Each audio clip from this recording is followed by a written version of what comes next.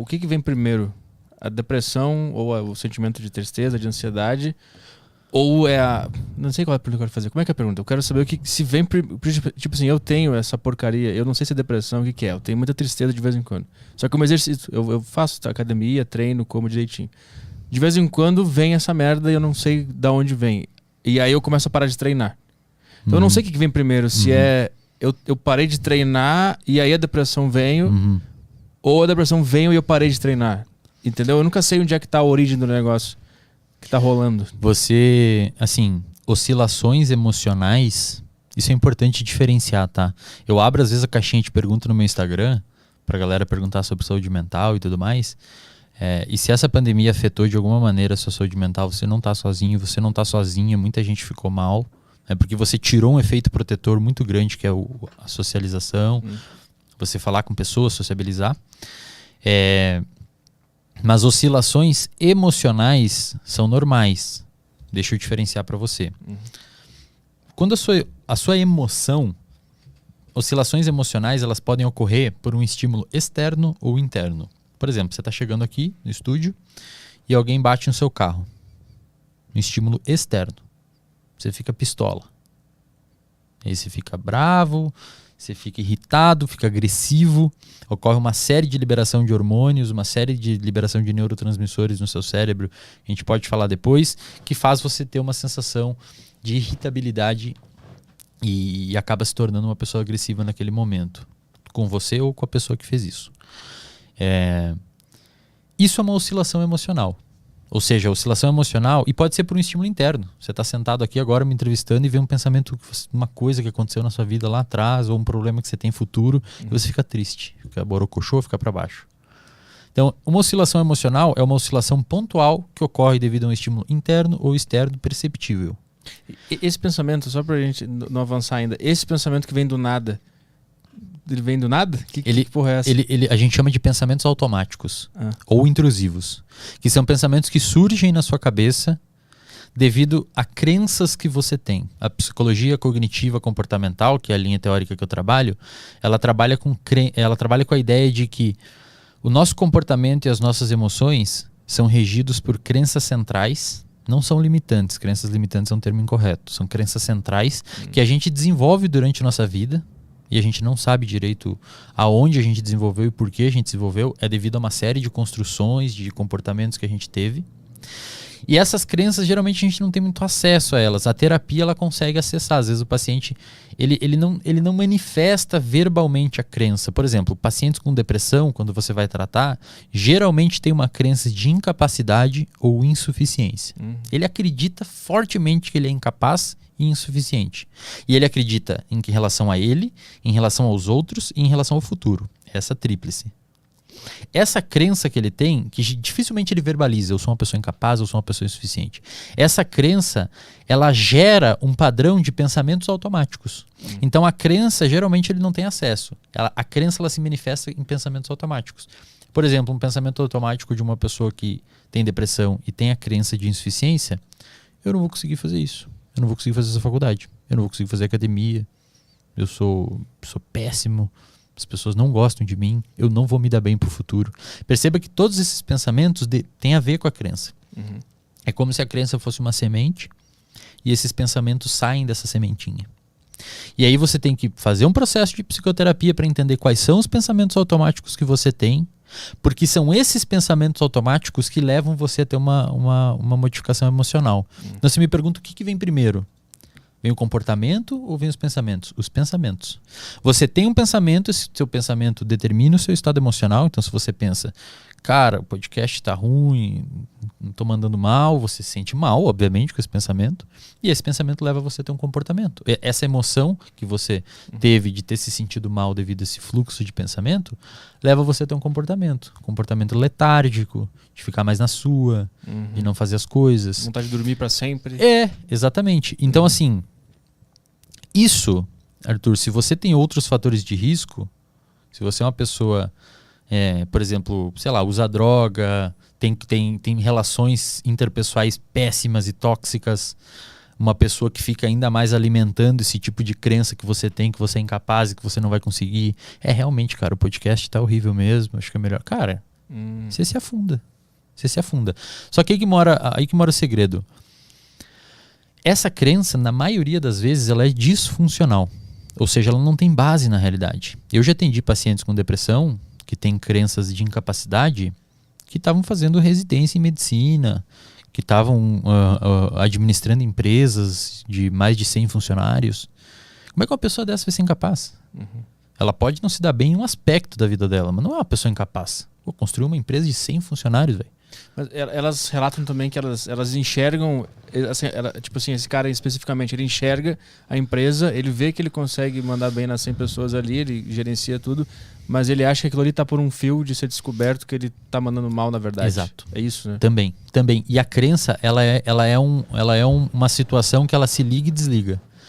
Então, na terapia, a gente monitora a atividade da crença. Então, você vê que o paciente, às vezes, está com ele relata, você faz uma educação do paciente, explica para ele. Isso que a gente está falando aqui, você explica tudo em terapia para o paciente. Tem a crença, você desenha, eu tenho os slides que eu mostro para o paciente e tal, para ele entender essa dinâmica. E você pergunta, hoje você considera que a sua crença está quanto ativa? 80%. E aí você vê que o comportamento da pessoa cai. Aí um dia a pessoa está eufórica, melhora, quanto que está a sua crença? 20% ativa. Quase não está me incomodando. E aí você ensina a pessoa a lidar com aquilo. A terapia, ela é um processo, antes de mais nada, educacional. Tá? Que deve ser aplicada especialmente em oscilações de humor. E aí, terminando de responder a pergunta lá atrás, oscilações emocionais que ocorrem devido a estímulos internos e externos, bater o carro ou pensar no podcast, pode te deixar ficar mal, pontualmente, depois você melhora. A pessoa me pergunta, Eslen, acordei bravo e fui dormir feliz, sou bipolar? Não, você não é bipolar. Você teve uma alteração emocional que é perfeitamente normal. Anormal seria se você não tivesse essas oscilações emocionais. Você acorda mal, às vezes você acorda mal, você vai dormir mal, fica bem de meio-dia, enfim, qualquer coisa assim. Agora, se essas alterações emocionais ocorrerem e perdurarem no tempo e intensidade, aí é uma alteração de humor. Tanto é que nos manuais de diagnóstico, em psicologia, a depressão é um transtorno de humor. Não é um transtorno emocional. É um transtorno de humor. Ou seja, o seu humor altera. Você fica triste por muito tempo. Você fica triste numa intensidade maior por tanto tempo. Aí você precisa ter um ajuste no que está levando você a ter esses comportamentos de tristeza, essas emoções, esse humor triste. E como que você está se comportando principalmente frente a isso. Por quê? Porque as pessoas em depressão, elas tendem a ficar hipoativas. Justamente, não saem, não vão à academia. E um dos principais tratamentos, hoje padrão ouro, do ponto de vista científico, em publicações científicas, para tratar a depressão, é chamado de ativação comportamental. Que é o quê?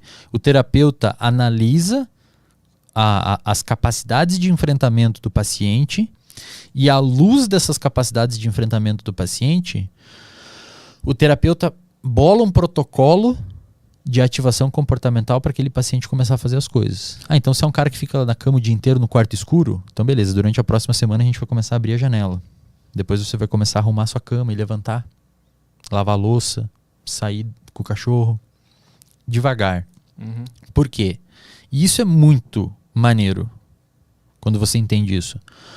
Porque nós somos sensíveis às consequências dos nossos comportamentos. E as pessoas não percebem isso. Então, se você faz alguma coisa, você é sensível ao que você fez. Você faz uma cagada, você fica mal. Você faz uma parada da hora, você fica bem. Quando a gente consegue alcançar um objetivo e realizar uma tarefa, nós somos recompensados por isso.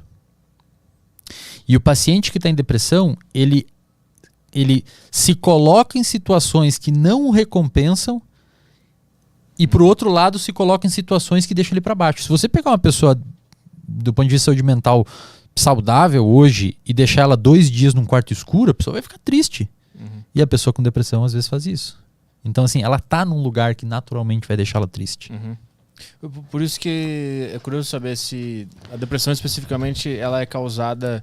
Primeiro, porque o cara tá se alimentando mal, se ele tá num quarto escuro, ou se ele come mal porque ele tá com depressão. Cara, isso é uma discussão que pode ser um pouco longa. Tá? A depressão é uma doença multifatorial. Primeiro, antes de mais nada, se você tem um irmão gêmeo que tem depressão, um gêmeo idêntico, do ponto de vista genético, você tem algo aí na ordem de 20% de ter depressão, de desenvolver. Talvez 25%. Outros transtornos são mais. Se você tem um irmão gêmeo que tem autismo, você tem 90% de chance de ter. Então você praticamente vai ter, se você tem um irmão gêmeo idêntico. Se você tem um irmão gêmeo idêntico que tem transtorno bipolar, você tem 70% de chance de ter. Se for um irmão normal, tipo não gêmeo idêntico, um irmão normal, essa chance cai bastante. Então, primeiro, existe um fator genético na depressão. Então, se você tem familiares com depressão e tudo mais, você tem uma chance de desenvolver. A população geral, eu não sei se você tem noção desse dado, mas é muito interessante. E acho que a galera, às vezes, acha que depressão é aquela pessoa que não toma banho, que não escova o dente, sabe? E, cara, eu postei no meu Instagram esses tempos uma foto do Chester? Do ex-vocalista do Linkin Park. 40 horas antes dele se suicidar, o cara tava rindo na praia. Ele conseguia fazer as coisas dele do dia a dia, ele conseguia ir em reuniões, ele conseguia falar com a família, ele conseguia rir, mas tinha depressão. E aí a depressão, em algum momento, as capacidades de enfrentamento dele diminuíram e ele cometeu um suicídio. Então, depressão, muitas vezes você passa no mercado por pessoas que estão com depressão. A pessoa tá fazendo compra. A pessoa tá fazendo as coisas. Não é aquele estereótipo de filme que a pessoa fica extremamente desarrumada, mal. Essa é uma depressão severa. Então é verdade isso de você passar por pessoas com depressão, que todo mundo que está assistindo aqui tem 10% de chance de desenvolver depressão em algum momento da vida. É bem alta a incidência de depressão no planeta. Você tem 10% de chance a qualquer momento da vida ter depressão. Independentemente do que acontecer na tua vida? Na verdade, as situações que acontecerem na tua vida podem diminuir ou aumentar essa chance. A partir desses 10%, é isso?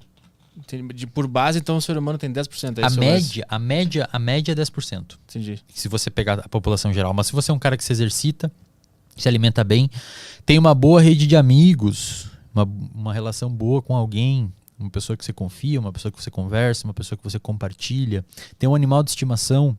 Tem estudos que mostram que animal de estimação, pets, são extremamente antidepressivos, te protegem contra a depressão. Se você pratica atividade física, se você dorme bem. Então você... Imagina assim. Imagina que a sua saúde mental é um copo d'água. E existe uma torneira em cima do copo d'água e um furinho embaixo. O furinho embaixo são os fatores protetores. E a torneira em cima são os fatores de risco. Então, quando o copo transbordar, você desenvolve depressão. Então você tem os fatores de risco e os fatores protetores. Se em algum momento a torneira abrir demais e o furinho continuar pequeno, vai transbordar. Ou seja, se os fatores de risco aumentar em relação aos protetores, você pode desenvolver depressão. A pandemia meio que quebrou o cano da torneira ali e despencou a água dentro do copo. A pandemia é um fator altamente estressor para a saúde mental.